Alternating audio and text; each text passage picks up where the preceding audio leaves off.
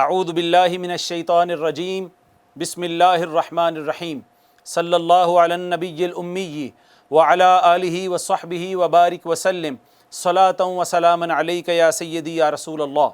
قابل صد احترام معزز شرکائے عرفان التجوید والقراءہ کورس، اللہ رب العزت کا فضل و کرم ہے اور حضور نبی مکرم صلی اللہ تعالی علیہ وسلم آپ کے نعلین پاک کا تصدق ہے کہ آج ہم اپنے اس کورس کی دوسری کلاس میں شریک ہیں۔ حاضرین مکرم، آج ہم اپنی اس کلاس میں پڑھنے جا رہے ہیں کہ حرکات کسے کہتے ہیں۔ دیکھیے، زبر زیر پیش تو ہم اردو میں بولتے ہیں نا، عربی کے اندر زبر کو کیا کہتے ہیں، زیر کو کیا کہتے ہیں، پیش کو کیا کہتے ہیں، اور جس حرف پر زبر آئے گی اس کو کیا کہیں گے، جس حرف کے نیچے زیر آئے گی اس کا کیا نام ہوتا ہے، اور جس حرف کے اوپر پیش آئے گی اس کو کیا کہتے ہیں۔ تو آئیے ایک تو ہم حرکات پڑھیں گے اور اس کے بعد ہم پڑھیں گے کہ مخرج کسے کہتے ہیں، اور مخرج کسی حرف کا اگر معلوم کرنا ہو تو اس کا طریقہ کیا ہے۔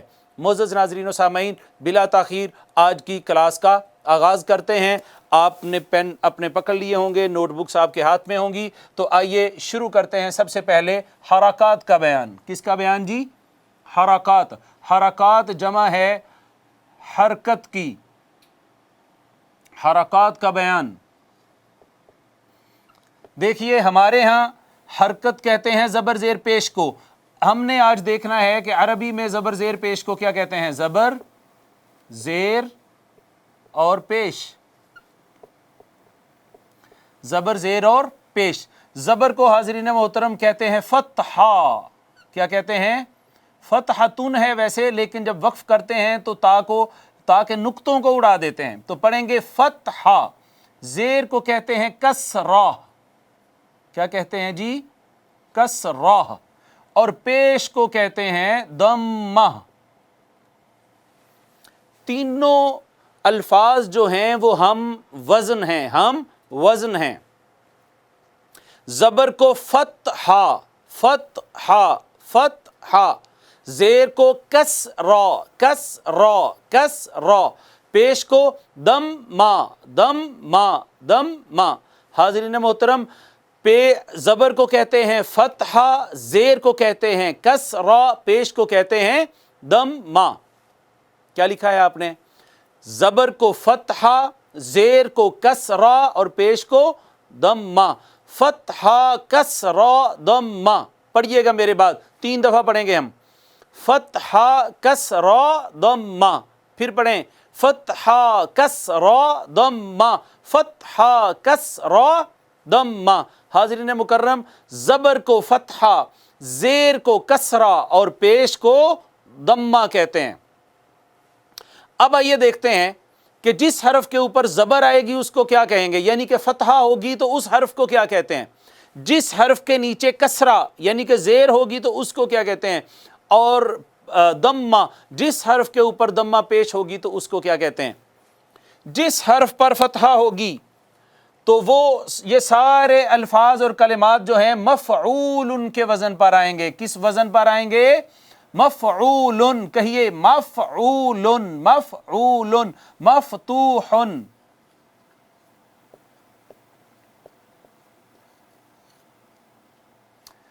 فتحہ سے مفتوح، جس حرف پر فتحہ ہوگی وہ کیا کہلوائے گا؟ یہ کیا ہے؟ مفتوح ہے۔ کیا ہے؟ مفتوح ہے۔ جس حرف کے نیچے کسرہ ہوگی اس کو کہیں گے یہ مکسور ہے۔ سیم وزن ہے یہ بھی، مکسور، مفتوح، مکسور۔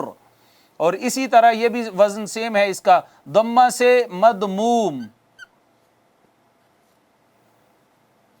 یہ زبر کو حاضرین کرام کہتے ہیں فتحہ، جس پر فتحہ ہوگی وہ حرف مفتوح۔ زیر کو کہتے ہیں کسرہ، جس حرف کے نیچے کسرہ ہوگی اس کو مکسور کہیں گے۔ اور پیش کو کہتے ہیں ضمہ، جس حرف کے اوپر پیش ہوگی، ضمہ ہوگی، اس کو کیا کہیں گے؟ مضموم۔ کیا کہیں گے؟ مضموم۔ لکھ لیا آپ سب نے؟ زبر کو فتحہ، فتحہ سے مفتوح، زیر کو کسرہ، کسرہ سے مکسور، پیش کو ضمہ، ضمہ سے مضموم۔ تو دیکھیے نا، زبر زیر پیش تو ہماری زبان میں جو بولا جاتا ہے یہ تو ہم نے فارسی سے لیے ہیں۔ عربوں میں تو زبر زیر پیش کا لفظ نہیں بولا جاتا، عربوں میں زبر زیر پیش کے لیے کلمات استعمال ہوتے ہیں فتحہ کسرا دم ما، فتحہ کسرا دم ما۔ اب مفعول ان کے وزن پر اس حرف کو ہم نام دیں گے، جس حرف کے اوپر فتحہ ہوگی اس کو کہیں گے مفتوح، جس حرف کے نیچے کسرہ ہوگی اس کو کہیں گے مکسور، اور جس حرف کے اوپر ضمہ ہوگی اس کو کیا کہیں گے؟ مضموم۔ آپ بتائیے گا یہاں با کیا ہے؟ اس کے اوپر فتحہ ہے تو یہ کیا ہو گئی؟ مفتوح۔ یہاں با کے نیچے کون سی حرکت ہے؟ کسرہ ہے تو یہ کیا ہو گئی؟ مکسور۔ یہاں با کے اوپر کیا ہے؟ ضمہ ہے، کیا ہے جی؟ ضمہ ہے، تو با کیا ہو جائے گی؟ مضموم۔ یہ تو حاضرین کرام ہم نے حرکات کا بیان پڑھا ہے کہ زبر زیر پیش کو عربی میں کیا کہتے ہیں؟ زبر زیر پیش کو عربی میں کہتے ہیں فتحہ کسرا دم ما، جس حرف پر فتحہ ہوگی مفتوح، کسرہ سے مکسور اور ضمہ سے مضموم۔ ایک اور انٹرسٹنگ چیز آپ کے ساتھ شیئر کر رہا ہوں، وہ یہ ہے کہ حرکت کو حرکت کیوں کہتے ہیں؟ اس وجہ سے کہ یہی فتحہ کسرہ اور ضمہ ہی تو ہے جس کی وجہ سے کوئی حرف متحرک ہوتا ہے، کوئی حرف کیا ہوتا ہے؟ متحرک ہوتا ہے۔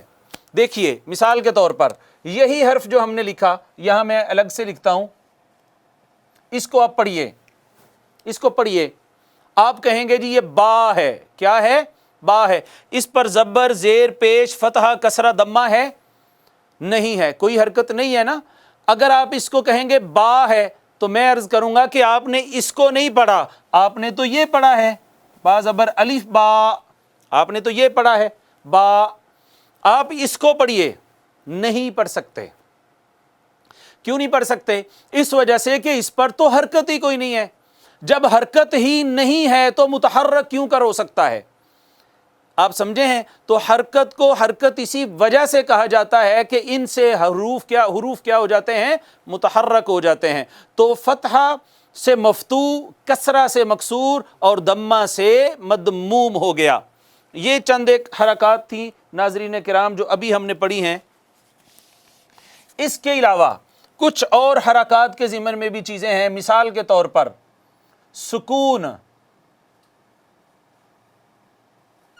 سکون کس کو کہتے ہیں؟ یہ علامت ہوتی ہے، چھوٹا سا 8 لکھا ہوتا ہے یا چھوٹا سا دال لکھا ہوتا ہے، یا عربوں میں دیکھیں تو گول دائرہ بنا ہوتا ہے، جس کو ہم جزم بھی کہتے ہیں، سکون بھی کہتے ہیں، جزم بھی کہتے ہیں اور سکون بھی کہتے ہیں۔ اگر کہیں گے جی اس حرف پر سکون ہے تو اس حرف کو کہہ دیں گے ساکن۔ جس حرف پر سکون ہوگا اس کو کیا کہیں گے؟ ساکن۔ مثال کے طور پر یہ جو با ہے یہ کیا ہے؟ ساکن ہے۔ اب ساکن چیز تو پڑھی نہیں جاتی، بولیے گا ساکن چیز پڑھی نہیں جاتی۔ ساکن کا معنی ہوتا ہے غیر متحرک، ٹھہرا ہوا، جس کو پڑھا نہ جا سکے۔ سکون اگر آ گیا تو وہ حرف ساکن کہلوائے گا۔ اسی طرح حاضرین مکرم ایک لفظ آتا ہے شد، بلکہ علامت ہے یہ ایک شد، کس چیز کی؟ یہ 3 اس طرح سے اس کے ڈنڈے بنے ہوتے ہیں، شد۔ اس کو شد، جس حرف پر شد آتی ہے اس کو کہیں گے مشدد۔ کیا کہیں گے؟ مشدد ہے یہ۔ مشدد کا معنی یہ ہے جس پر تشدد کیا جائے۔ دیکھیں شد کا معنی ہوتا ہے سختی یا قوت۔ کیا معنی ہوتا ہے؟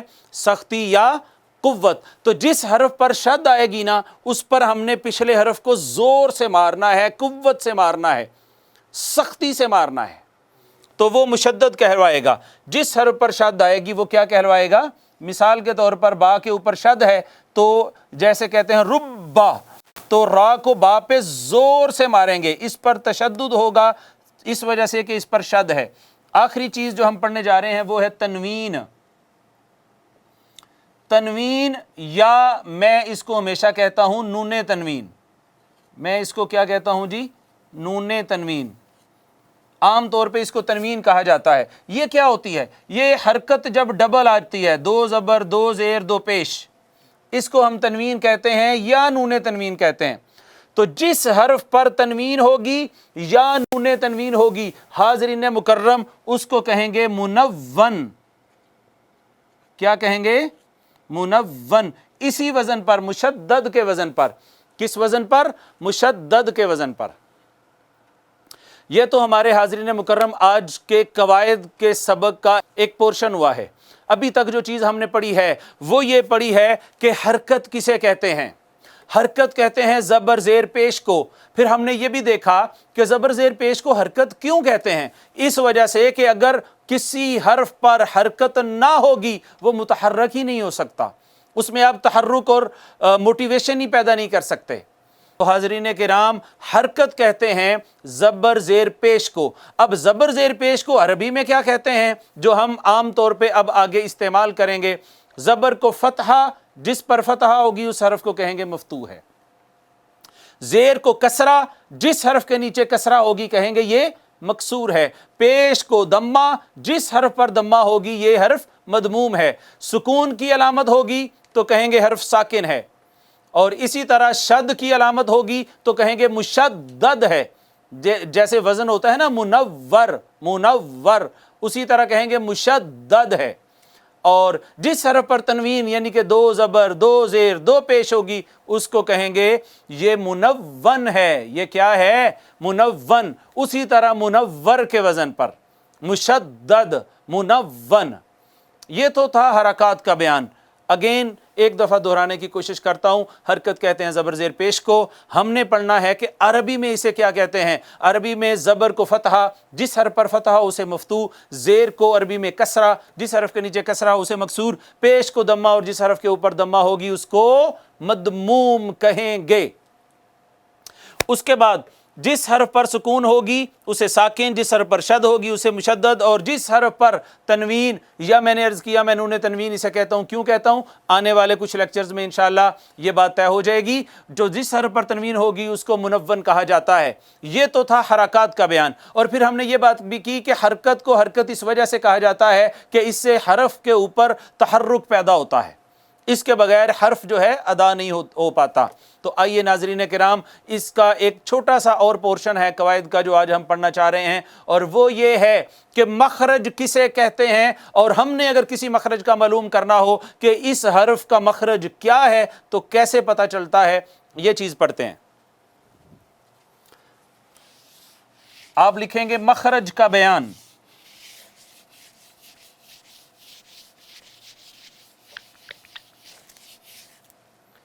مخرج کا بیان.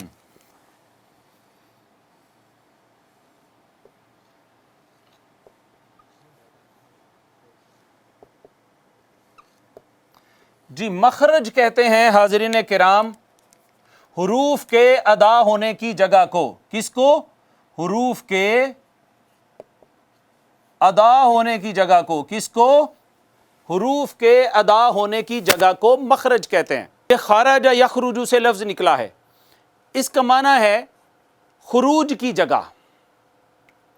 آپ عربوں میں چلے جائیں نا تو جیسے ہم نے دروازوں پہ لکھا ہوتا ہے نا ایگزٹ، وہاں آپ کو ہر جگہ پہ لکھا نظر آئے گا مخرج، یعنی خروج کی جگہ، ایگزٹ کی جگہ اور نکلنے کی جگہ.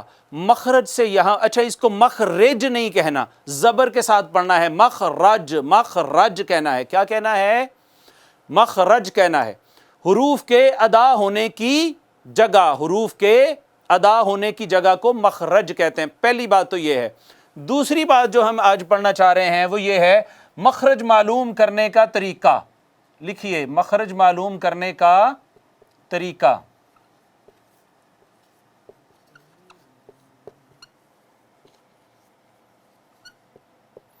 جی مخرج معلوم کرنے کا طریقہ یہ ہے کہ آپ نے جس حرف کا مخرج معلوم کرنا ہے، دو کام کرنے ہیں تو مخرج معلوم ہو جائے گا. کتنے کام کرنے ہیں جی؟ دو کام کریں گے تو مخرج معلوم ہو جائے گا. نمبر 1، جس حرف کا مخرج معلوم کرنا ہو، جس حرف کا مخرج معلوم کرنا ہو لکھا کریں اور جلدی جلدی لکھ لیا کریں. جس حرف کا مخرج معلوم، اب آپ دیکھیں کہ میں نے اس کو حرف نہیں کہا، حرف. جس حرف کا، حرف نہیں ہوتا، حرف ہوتا ہے. کیا ہوتا ہے؟ حرف ہوتا ہے. را کو ساکن پڑھتے ہیں ہمیشہ. جس حرف کا مخرج، اور مخرج نہیں کہنا، جس حرف کا مخرج معلوم کرنا ہو پہلے اسے ساکن کریں گے. کیا کریں گے؟ پہلے اسے ساکن کریں گے. کیا کریں گے؟ ساکن کریں گے.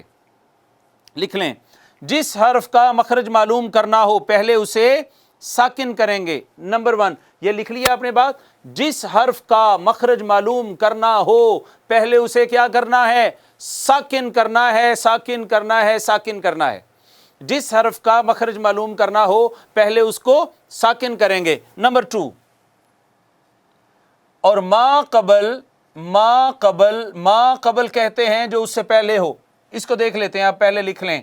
اور ما قبل حمزہ مفتوحہ لا کر پڑھیں گے. حمزہ مفتوحہ کا ہمیں پتہ چل گیا ابھی کہ مفتوحہ کسے کہتے ہیں؟ جس حمزہ کے اوپر زبر ہو، فتحہ ہو. حمزہ مفتوحہ لا کر پڑھیں گے. ما قبل حمزہ مفتوحہ لا کر پڑھیں گے. جس حرف کا مخرج معلوم کرنا ہو تو کیا کرنا ہے ناظرین کرام؟ پہلے اسے ساکن کرنا ہے. اور ما قبل، ما کا معنی ہوتا ہے جو، قبل کا معنی ہوتا ہے پہلے، یعنی جو پہلے ہوتا ہے، جو پہلے. مثال کے طور پر یہ ہے الف، یہ ہے با، اور یہ ہے تا. اب اس کا پہلا کون ہے؟ الف ہے. تو الف کا یہ ما قبل ہے. ما کا معنی ہوتا ہے جو. ما کا کیا معنی ہوتا ہے؟ جو. ما پہلے، جو اس سے پہلے ہے. اور اگر کہنا ہو ما بعد تو جو اس سے بعد ہے. ہم نے کہا ما قبل حمزہ مفتوحہ لا کر پڑھیں گے. اگر آپ نے یہ لکھ لیا ہے تو ہم مثال سے اس بات کو کلیئر کرتے ہیں. مثال کے طور پر با ہے نا، با کا اگر مخرج معلوم کرنا ہے تو کیا کریں گے؟ سب سے پہلا کام کیا کرنا ہے؟ اس کو ساکن کرنا ہے. پہلے کیا کرنا ہے؟ اسے ساکن کرنا ہے. ساکن کر دیا. اور ما قبل یعنی اس سے پہلے حمزہ مفتوحہ یعنی زبر والی حمزہ لا کر پڑھیں گے، فتحہ والی حمزہ لا کر پڑھیں گے. اس کو کہیے گا میرے بعد، حمزہ زبر با اب، حمزہ زبر با اب. تو آپ نے دیکھا جب آپ کہتے ہیں نا اب، دونوں ہونٹوں کا جو اندر والا تر حصہ ہے وہ ملتا ہے تو با ادا ہوتی ہے. یہ ہے با کا مخرج. پھر سے کہیے اب. تو آپ نے دیکھا دونوں ہونٹوں کا جو اندر والا تر حصہ ہے وہ ملا ہے، با ادا ہو گئی. تو ہمیں مخرج معلوم ہو گیا. کیا معلوم ہو گیا؟ مخرج. اسی طرح ناظرین کرام آپ میم کو پڑھیں. میم کا مخرج معلوم کرنا ہے. ہمیں میم کا مخرج نہیں معلوم. کیا کریں؟ پہلا کام یہ کریں گے، جس حرف کا مخرج معلوم کرنا ہو کیا لکھا ہے ہم نے؟ پہلے اسے ساکن کریں گے. یہ ساکن کر دیا. اور دوسرا ما قبل یعنی اس سے پہلے حمزہ مفتوحہ، فتحہ والی حمزہ. فتحہ کسے کہتے ہیں؟ زبر کو. تو حمزہ مفتوحہ سے مراد ہے حمزہ زبر آ لا کے پڑھیں گے. پڑھیں ذرا میرے بعد. حمزہ زبر میم ام، حمزہ زبر میم ام. اب دونوں ہونٹوں کا باہر والا خشک حصہ ملا ہے تو میم ادا ہوئی ہے. خشک حصہ ملا ہے تو میم ادا ہوئی ہے. خشک حصہ ملا ہے تو میم ادا ہوئی ہے. آپ نے دیکھا ناظرین کرام جس حرف کا مخرج معلوم کرنا ہو کوئی پریشانی والی بات نہیں ہے، اس کو ساکن کریں، اس سے پہلے حمزہ زبر آ لا کے اس کے اوپر ماریں تو آپ کو مخرج معلوم ہو جائے گا. ایک بات تو یہ ہے. دوسری اور انتہائی امپورٹنٹ بات کرنے لگا ہوں اساتذہ کے لیے، جو لوگ تجوید پڑھاتے ہیں، جو لوگ بچوں کو مخارج کی پریکٹس کرواتے ہیں، وہ اس طریقہ کار کو اگر لے لیں تو آپ بلیو کریں بچوں کے لیے اور نئے مبتدی سیکھنے والوں کے لیے مخارج کی پریکٹس بہت آسان ہو جائے گی. میں آپ کو مثال دیتا ہوں. ہم عام طور پہ ہا کی پریکٹس کرواتے ہیں. ہا کی، ہا جو ہے حاضرین کرام یہ ادا ہوتا ہے وسط حلق سے. حلق کے درمیان سے یہ آگے چل کے ہم نے تفصیل کے ساتھ اس کو پڑھنا ہے. یہاں سے ادا ہوتا ہے. اب ہوتا کیا ہے، ہم نے پڑھنا ہونا حمدو، ہم نے پڑھنا ہو حمدو تو ہم کہتے ہیں، آپ کہیں حمدو حمدو حمدو. ہا کی پریکٹس جو ہے یہاں سے کروانے کی کوشش کرتے ہیں، لیکن کرنا کیا ہے، اس کو ساکن کریں اور ما قبل حمزہ مفتوحہ لا کر پڑھیں تو ناظرین کرام ہا کی پراپر پریکٹس پھر ہوگی. پھر آپ کہیں گے آہ آہ آہ.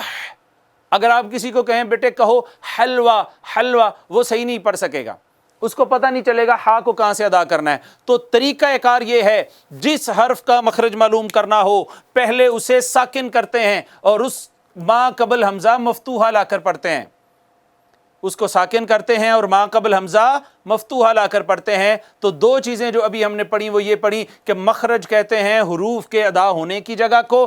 کسی بھی حرف کا مخرج معلوم کرنا ہو یا اس کی پریکٹس کرنی ہو تو طریقہ کار یہ ہے کہ پہلے اسے ساکن کر دیں، اس کے بعد ما قبل اس سے پہلے حمزہ زبر آ لا کے پڑھیں تو آپ کو مخرج معلوم ہو جائے گا. یہ تھا آج کے لیکچر میں قواعد کا پورشن. اب ہم چلتے ہیں اپنے قرات کی جانب اور تھوڑی سی قرات کی پریکٹس کرتے ہیں.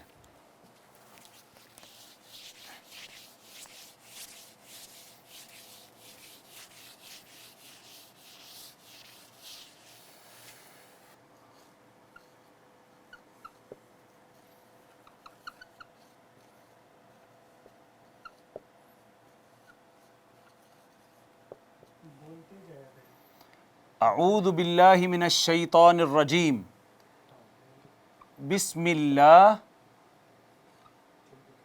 الرحمن الرحیم. اس کو بھی اعراب لگا لیتے ہیں.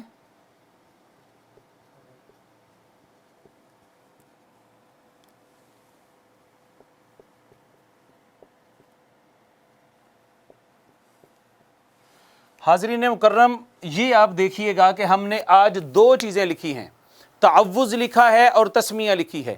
عام طور پہ لوگ اس کو تعوذ کہتے ہیں، یہ تعوذ نہیں ہے، یہ ہے تعوذ. اس کو کہنا ہے پلیز آپ نے ہمیشہ کیا کہنا ہے؟ تعوذ. تو آئیے آج تعوذ کی پریکٹس کرتے ہیں. یہ بہت امپورٹنٹ ہے. ہم جب بھی پڑھتے ہیں ہم میں سے زیادہ تر جب لوگ پڑھتے ہیں تو وہ کہتے ہیں اعوذ باللہ، اعوذ باللہ. او نہیں کہنا، سب سے پہلے ہے حمزہ. حمزہ کو ناظرین کرام آپ نے یہاں سے ادا کرنا ہے، تھوڑا سا جھٹکا دینا ہے اور کہنا ہے ا. اس کے بعد ہے عین. عین یہاں سے ادا ہوتا ہے تھوڑا اوپر سے، وسط حلق سے، حلق کے درمیان سے. مگر حاضرین مکرم جب عین کو پڑھیں گے تو اوپر پیش ہے. آپ نے یوں پڑھنا ہے اعوذ اعوذ اعوذ. جب آپ حمزہ کہنے کے بعد ہونٹ گول کر لیں گے نا، کبھی بھی اعوذ نہیں کہیں گے، پھر اعوذ پراپر ہی ادا ہوگا. آپ ایک بچے کو سامنے بٹھائیں، سارا دن اس کو کہیں کہ بیٹے اعوذ پڑھو، وہ کہے گا اعوذ اعوذ. اعوذ نہیں ہے. آپ اس کو کہیں کہنے کے بعد ہونٹ گول کر کے پڑھے، جیسے اعوذ اعوذ اعوذ. تو آپ نے دیکھا کہ صرف ہونٹ گول کرنے سے واو اور پیش ادا بڑی پراپر ہو گئی ہے، بہت پراپر ہو گئی ہے. اصولی طور پہ پیش اور واو جو ہوتی ہے وہ کبھی بھی ہونٹ گول کیے بغیر ادا نہیں ہوتی، تو اس کو ہونٹ گول کر کے ہی ہم آگے پڑھیں گے. تو آپ پڑھیں گے اعوذ اعوذ اعوذ. اس کو ایک الف جتنا کھینچنا ہے. اس کے بعد باللہ باللہ. حاضرین مکرم، یہ جو اس میں جلالت ہوتا ہے لفظ اللہ، اس سے پیچھے اگر زبر آ جائے تو اس کو باریک پڑھتے ہیں، اور اگر اس سے پہلے حاضرین کرام یہ جو اس میں جلالت ہوتا ہے اس سے پہلے اگر زیر آ جائے تو اس کو باریک پڑھتے ہیں، اور اگر زبر یا پیش ہو تب اس کو موٹا کر کے پڑھتے ہیں. یہاں چونکہ اس میں جلالت کا ما قبل یعنی اس سے پہلے چونکہ زیر ہے، اس وجہ سے ہم اس کو باریک پڑھیں گے اور اس کو کہیں گے باللہ. اس کو یوں نہیں کہنا، باللہ باللہ. آپ کو ایک زبردست بات آپ سے شیئر کرتا ہوں، وہ یہ ہے کہ آپ نے کسی حرف کو موٹا کرنا ہے نا، زبان تالو کی طرف لے کے جائیں، ہونٹ گول کریں، وہ موٹا ہو جائے گا. اور اگر آپ نے کسی حرف کو باریک رکھنا ہے تو زبان نیچے کی طرف رکھیں اور ہونٹوں کو پیچھے کھینچیں، وہ حرف باریک ہو جائے گا. یہاں اس میں جلالت کا ما قبل زیر ہے، اس میں جلالت سے پہلے زیر ہے، ہم نے باریک پڑھنا ہے اس کو. ہم نے پڑھنا ہے باللہ، تو ہونٹ پیچھے کھینچیں، زبان نیچے رکھیں، حرف باریک ہو جائے گا۔ پڑھیے گا میرے بعد، باللہ، باللہ، اس کو یوں نہیں کہنا باللو، جو ہی ہونٹ گول کیے زبان اوپر گئی تو حرف موٹا ہو گیا، یہ کام ہم نے نہیں کرنا۔ اعوذ، اعوذ، آ کا بھی جھٹکا لمبا نہیں کرنا، اعوذ نہیں کہنا، اعوذ نہیں، معمولی سا، اعوذ باللہ، باللہ، اس کو بھی ایک الف جتنا کھینچنا ہے۔ من الشیطان، من الشیطان، تو میں تا چونکہ موٹے پڑھے جانے والے حروف میں سے ہے تو اس کو موٹا پڑھیں گے، اور الف کو ایک الف جتنا کھینچا جائے گا، یہاں بھی من الشیطان الرجیم۔ اچھا، الرجیم میں آپ دیکھیں را جو ہے ایک تو اس کے اوپر شد ہے، تو ابھی تھوڑی ہی دیر پہلے ہم نے پڑھا کہ جس حرف پر شد آئے گی پچھلے حرف زور سے اس پہ مارا جائے گا، تو آپ نے یوں نرمی سے نہیں پڑھنا نراجیم نراجیم، نہیں، زور سے پڑھیں گے اور کہیں گے نر، نر، اور را کا بھی طریقہ یہ ہے، اس پر زبر یا پیش ہو تو یہ موٹی پڑھی جاتی ہے۔ کیسے پڑھی جاتی ہے؟ موٹی پڑھی جاتی ہے، اور پڑھیں گے نراجیم، پھر الف کو بھی کھینچیں گے اتنا ہی۔ تو اس میں ایک واو کو ہم نے کھینچنا ہے، ایک یہاں پہ ہم نے کھینچنا ہے، ایک ہم نے اس الف پر کھینچنا ہے، اور ایک ہم نے یہاں پر، ٹوٹل 4 جگہوں پہ ناظرین کرام ہم نے کھینچنا ہے۔ آپ مجھے فالو کیجئے گا۔ اعوذ باللہ من الشیطان الرجیم، 4 جگہوں پہ ہم نے اس کو کھینچا ہے حاضرین مکرم۔ اب آئیے تسمیہ پر، سین کے اوپر سیٹی کی آواز آنی چاہیے چونکہ یہ حروف صفیریہ میں سے ہے، اور اب آپ دیکھیے گا، سین کے اوپر سیٹی کی آواز آنی چاہیے، آپ مجھے فالو کیجئے گا۔ بسم اللہ، بسم اللہ، جیسے اوپر ہم نے بات کی کہ اس میں جلالت سے پہلے اگر زیر ہو تو اس کو باریک رکھتے ہیں، باریک کرنے کا طریقہ ہم سیکھ چکے ہیں۔ بسم اللہ الرحمن، اگین را کو ہم موٹا بھی پڑھیں گے، اور اس کے اوپر ناظرین شد ہے تو سختی سے بھی پڑھیں گے، اور اس کو کہیں گے بسم اللہ الرحمن، آپ نے دیکھا کہ را کو موٹا کرنا ہے تو وہ کیسے کر رہے ہیں؟ ہم ہونٹ گول کریں گے، زباں اوپر تالو کی طرف جائے گی تو را موٹا ہو جائے گا،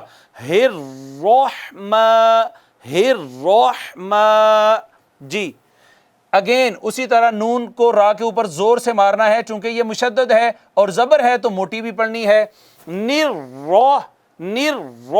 نررحیم، حیم، ایک الف جتنا، ایک ہم نے یہاں پہ ایک الف جتنا کھینچا اس کو، پھر کھڑی زبر کو ایک الف جتنا کھینچا، اور پھر ہم نے یا کے اوپر ایک الف جتنا کھینچا ہے، اور ہم نے پڑھا ہے بسم اللہ الرحمن الرحیم۔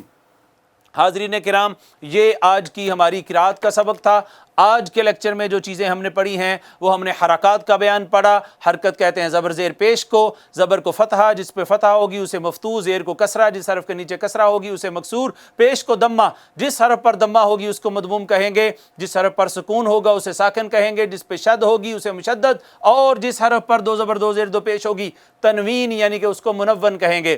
پھر ہم نے پڑھا مخرج کسے کہتے ہیں؟ مخرج کہتے ہیں حروف کے ادا ہونے کی جگہ کو مخرج معلوم کرنا ہو یا اس کی پریکٹس کرنی ہو تو اس کا طریقہ کار یہ ہے، 2 کام کریں۔ جس حرف کا مخرج معلوم کرنا ہے پہلے اسے ساکن کریں، پھر اس سے پہلے حمزہ زبر آ یعنی حمزہ مفتوحہ لا کر پڑھیں تو مخرج معلوم ہو جائے گا۔ اس کے بعد ہم نے تعوذ اور تسمیہ کی پریکٹس کی ہے تھوڑی سی۔ اللہ رب العزت سے دعا ہے کہ وہ ہم سب کا حامی و ناصر ہو۔ وما علیہ الا البلاغ۔